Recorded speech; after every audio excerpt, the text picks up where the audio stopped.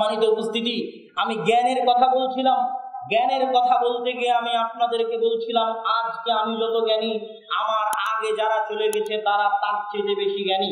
এই জন্য জ্ঞানের ক্ষেত্রে আমাদেরকে সর্বদা সালাফাস সালেহকে অনুসরণ করতে হবে। মানুষ বলে, কেন সালাফি কনফারেন্স, কেন সালাফি নাম, কেন জামিয়া সালাফিয়া? সালাফি কি জিনিস? সালাফ মানে কি? এই যে জ্ঞানের ক্ষেত্রে যা আমি বললাম, আমি যা জানি আমার চেয়ে আগে যারা চলে গেছে তারা বেশি জানে, এটাই সালাফ। আল্লাহ সুবহানাহু ওয়া তাআলা পবিত্র কোরআনে কি বলছেন? ইহদিনাস সিরাতাল মুস্তাকিম সিরাতাল্লাযীনা আন'আমতা আলাইহিম গায়রিল মাগদুবি আলাইহিম ওয়ালাদ-দাল্লিন। হে আল্লাহ, আপনি আমাদেরকে সিরাতে মুস্তাকিম দেখান। সিরাতে মুস্তাকিম কি? আল্লাহ নিজে স্পষ্ট করে দিচ্ছেন সিরাতে মুস্তাকিম কাকে বলে। সিরাতে মুস্তাকিম বলে আল্লাযীনা আন'আমতা আলাইহিম, ওদের রাস্তায় চলা, যাদের উপর আল্লাহ দয়া করেছে, ওদের পথ অবলম্বন করা, যাদের উপর আল্লাহ দয়া করেছে। আল্লাহ কাদের উপর দয়া করেছে? আস-সিদ্দিকিন, আশ-শুহাদা, যারা সিদ্দিক, যারা শুহাদা, আল-আম্বিয়া, যারা নবী, নবীগণ, নবীদের পরবর্তী তাদের সাহাবীগণ, সিদ্দিকিনগণ, শুহাদাগণ, উলামাগণ, ফুকাহাগণ, আইম্মাগণ, যারা আগের যুগে চলে গেছে তাদের উপর আল্লাহর দয়া আছে।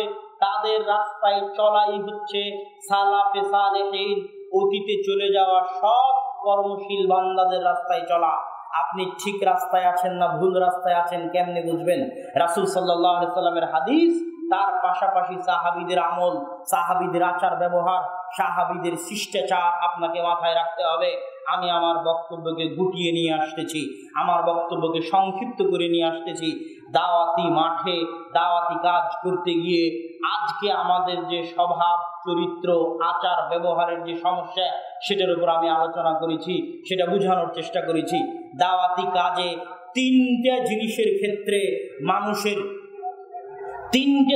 ক্ষেত্রে দিনের দায়ী যারা দাওয়াতি কাজ করছে তাদের গুরুত্ব দিতে হবে। এক কোরআন, এক হচ্ছে ইলম, আর এক হচ্ছে 5 ওয়াক্ত সালাত, মসজিদ আবাদ করা।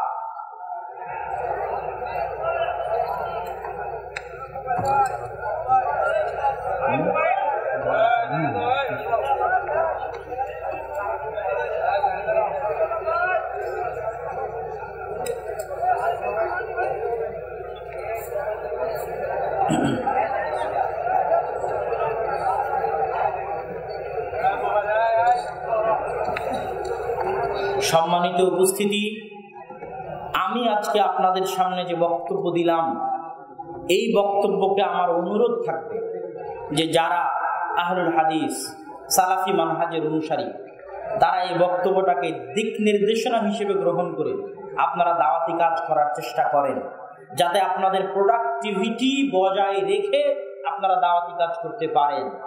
অসময়ে অজায়গায় নিজেদের সময় নষ্ট করে, নিজেদের মান সম্মান নষ্ট করে, অন্যের মান সম্মান নষ্ট করে দাওয়াতি কাজ করে দাওয়াতি কাজে বরকত হবে না। আল্লাহ সুবহানাহু ওয়া তাআলা আমাদেরকে দাওয়াতি কাজ করার পদ্ধতি এবং দাওয়াতি কাজ করার ক্ষেত্রে জ্ঞান, কোরআন, সালাত, এই তিনটে জিনিসের উপর বেশি বেশি ফোকাস দেওয়ার তৌফিক দান করুক। আল্লাহুম্মা আমিন।